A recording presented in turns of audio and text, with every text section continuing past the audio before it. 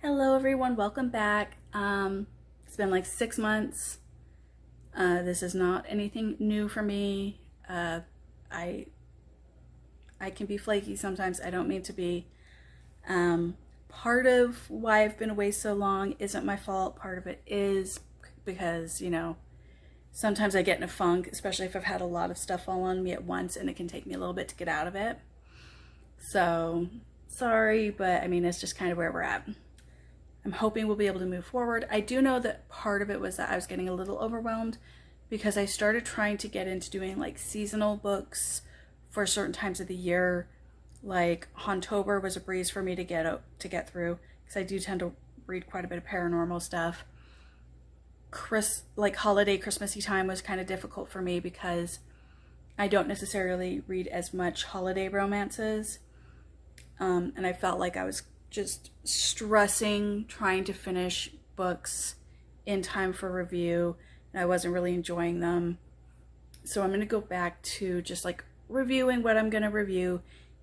If I read a book in like say January that's a holiday romance, then obviously I'm not going to review it in July. I'll wait until November, December. But that said, I'm not going to go out of my way to do a holiday set. I am still planning to do Hauntober simply because, again, I read so much paranormal romance anyways. It's very easy for me to fill it. But also, October is just one of those months that does tend to be a little bit easier for me for keeping up with things like reading and filming. Because working retail, we are picking up at that point, but it's not so bad that I'm running off my feet all the time at work. The kiddo doesn't have as many things going on that I have to take them to, for holiday reasons, family get-togethers and things. And, not as much holiday shopping. And, just in general, it's just not as busy. The big thing I have to really worry about in October are a couple birthdays and Halloween, and that's about it. So, that said, let's get on with the story. Today we are going to be doing the second book of the Westin Pack series.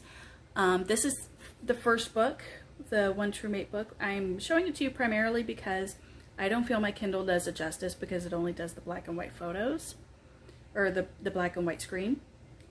And I love their use of color in the covers. So for those of you who don't remember, book one was the story of Kyle and Kelsey. If you have not watched the first review, I do recommend going and watching the first review or reading the first book. Actually would be better because I am going to have to reveal some more from the first story to explain some of the happenings in this one. So if you haven't read it yet, or at the very least seen the first review, at least do one of those two. So again, this is the second book. It is Fighting Destiny, and of course the series is by Julie Treadle.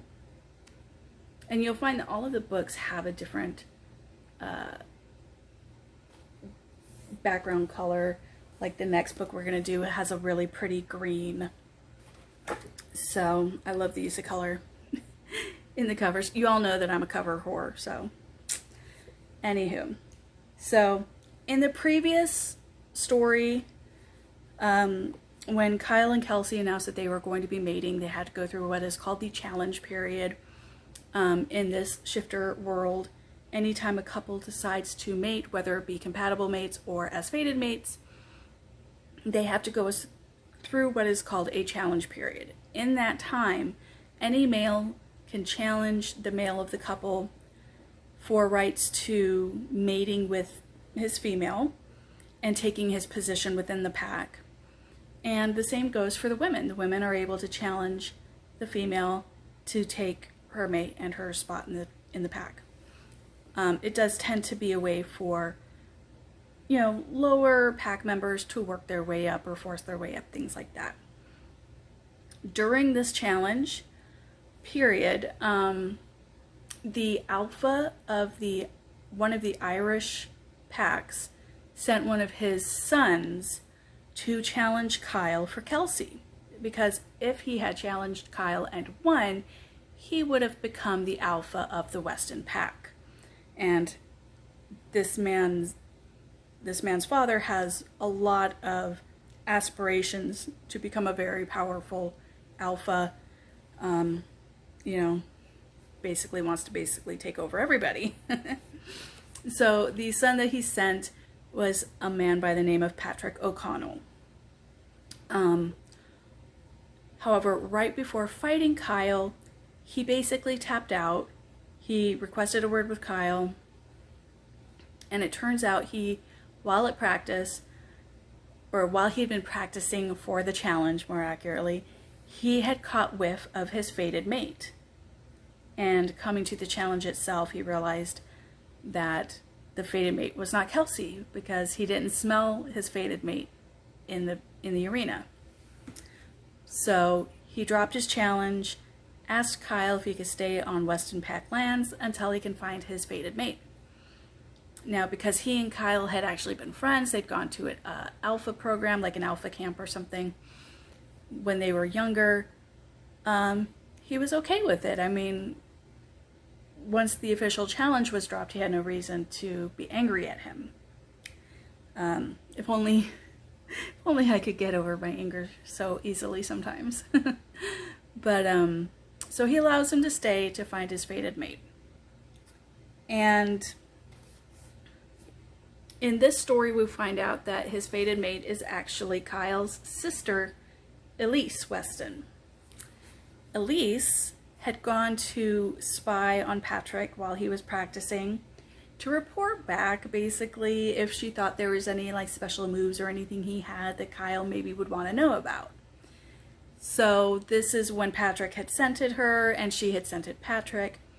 However, this whole challenge period thing freaked Elise out to the point where she decided she didn't want to be mated.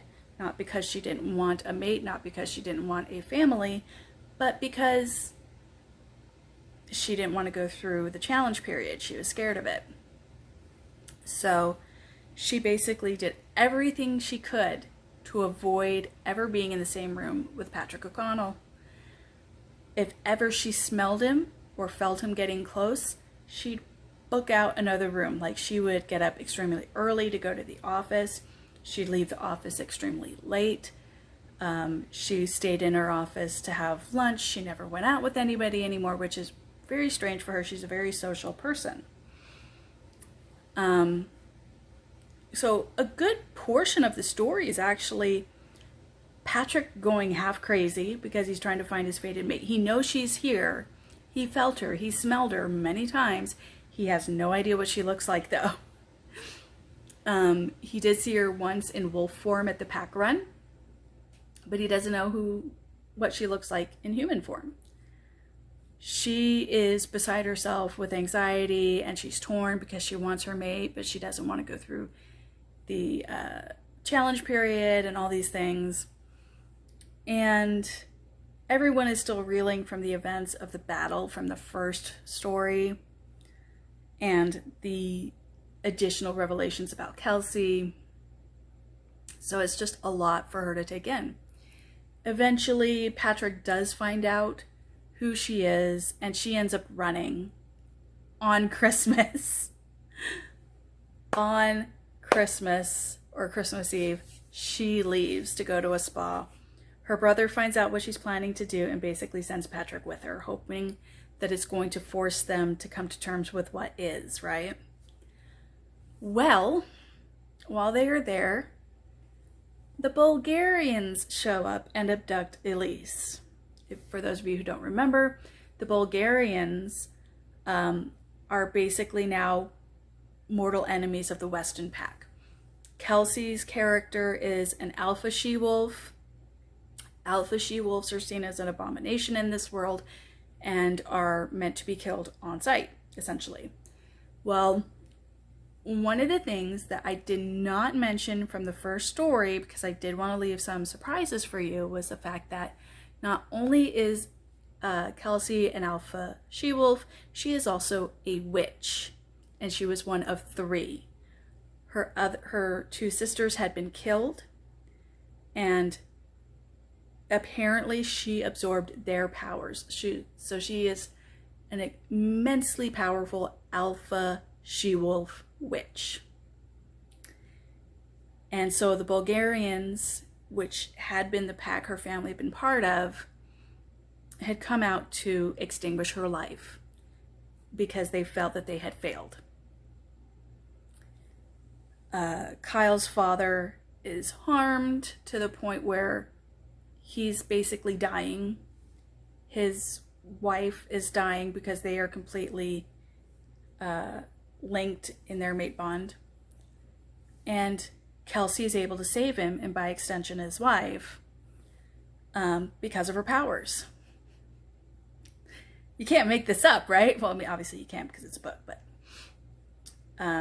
so there are hard feelings between the Bulgarians and Westin pack. As long as the Bulgarians are planning to take out Kelsey, they're essentially at war with each other, but the council will not authorize them to actually battle. So while at the spa, in this story, the Bulgarians come and abduct Elise. I think the plan was to try and force the Westin pack to trade Kelsey for Elise. But Patrick manages to find where she's at and finds that there are humans watching the Bulgarians and seem to know about shifters. And they agree to help him, and he agrees to keep the secret that, because they basically stated that they watch shifters but they don't interact and they're not meant to be known. He says basically, if you help me get Kelsey, or if you help me get Elise back, then I won't tell anyone about you unless I deem it necessary. And they're like, okay, deal. So he gets Elise back. They get home. And I mean, at this point, his father has already disowned him, because his father's like, you had the chance to become the alpha of Westin pack. You chose not to do it. You chose your fated mate. You're dead to me. Never come home, essentially. Well, when they get back, again, challenge period, his father sends his brother to challenge him. And there are other things that come into play where, you know, obviously, well, not obviously, but basically the brother has traveled with the Bulgarians, who have been trying to find weaknesses on Westin pack. So because of the fact that the perception that he's working with Bulgarians, which are enemies, you cannot be in the challenge. It was like some technicality, basically. So they were able to be mated and be fine. So there isn't as much in the way of like violence and trauma, you know, mental or emotional, that to work through. Obviously, there's references to the first book, so do reference again the trigger warnings of the first story. But their story isn't too much. Like, again, you have the abduction. So there's a little bit of violence. There's a little bit, you know, taking of someone's autonomy away, but it's not like a child being traumatized. It's not, you know, like an actual assault. Like, well, abduction is an assault, but it's not like a war. You know what I mean? So it's a little bit more on character development. And you find out that Elise is a little bit different, while most people in the pack, you know, as in with most shifter stories, you know, they eat a lot of meat, a lot of carbs. She doesn't. She actually prefers to have salads more often than steak. And, you know, basically the whole I'm different from my family thing, which is cool. You know, I mean, it's cool. If you don't quite fit in, there's nothing wrong with that, you know. Patrick is really the major points of character development is Elise getting over her fear of the challenge period and accepting Patrick as her mate. But really for Patrick, I think he has a little bit more character development because he's dealing with the fact that he's betrayed his own pack, essentially by defying what his father's wishes. He's been banished from his own pack because he defied his father's wishes. He's done this all for a woman that he has not actually met. He hasn't seen her face. He doesn't know anything about her. He just knows that she's here. And he's being driven almost completely mad because he cannot find her. But he is just, and he's there for like months before he finds Elise. So he's very much a very stubborn character. They both are. He has a very strong sense of what is real, what is not, what is good, what is bad. Very kind of similar to Kelsey, but he definitely has a very easygoing relationship. And how long he's been there is really driven home by the fact that once he and Elise do come to terms and decide we are going to be together, and she starts to spend time with him and her siblings, she realizes he's really good friends with her siblings. Like, Kyle and Kelsey both spend time with them. Both of the younger brothers spend time with them. Their younger sister spends time with them. They all have a very friendly camaraderie to the point where she almost feels left out. And she realizes, you know, I could have had this camaraderie with my siblings and my mate if I'd simply gotten over myself, essentially. So it's a very good story. You don't have a whole lot of surprises, so to speak. Like the first book, one of the reasons I had ranked it so high at a 4.8 stars was because you had the very creative origin story of where shifters come from. You have the development of Kelsey being an alpha she-wolf, the fact that she didn't know she was born a shifter and she thought she was a monster and all these things. So it was a lot of epiphanies and a lot of surprises along the way, but it was handled in a way that was understandable and relatable. And while this one is very understandable and relatable as well, it just doesn't have as much in the way of surprises along the way. There are some, but it's nothing on the level of the first one. And it's not quite, the next book is one that's probably going to get rated higher than this one, but this one I'm going to give a good solid 4 stars because it is a very solid installment in the series. And I do enjoy the fact that it shifted from having so much going on with Kyle and Kelsey's book, that this one, it almost seems like, okay, we built the world, you've seen the stuff that's going on, you see how crazy it can be, we're going to take a breath, we're going to have, you know, an emotion and development based story, pretty much with the exception of the abduction is pretty much the most action you're really going to see before you start revving up for the next ones, because the stories will progressively get more and more in-depth and more intricate and more intertwined. But like I said, I give this one 4 out of 5 stars. I definitely would recommend it, especially if you liked the first one. It's just a very well done series, and I think this is a really nice installment. And by the way, even if you're not someone who really enjoys Audible, I do recommend listening to at least a little bit of the Audible, because in the Audibles, they pretty much have the same duo doing the voices for all of the books. However, this one is the only one I know of that's different, because they did get an Irish voice actor to do the voice of Patrick. So, or if he's not an Irish voice actor, then he's someone who does very good at the accent. But it is a different voice actor for the part of Patrick. So that's it for this review. I hope you enjoyed it. Hopefully we get to do this again much sooner than the last time. Hopefully it won't take me too long to get a setup built so that I'm not constantly shaking you guys. Yeah. I'll see you at the next review. Bye-bye.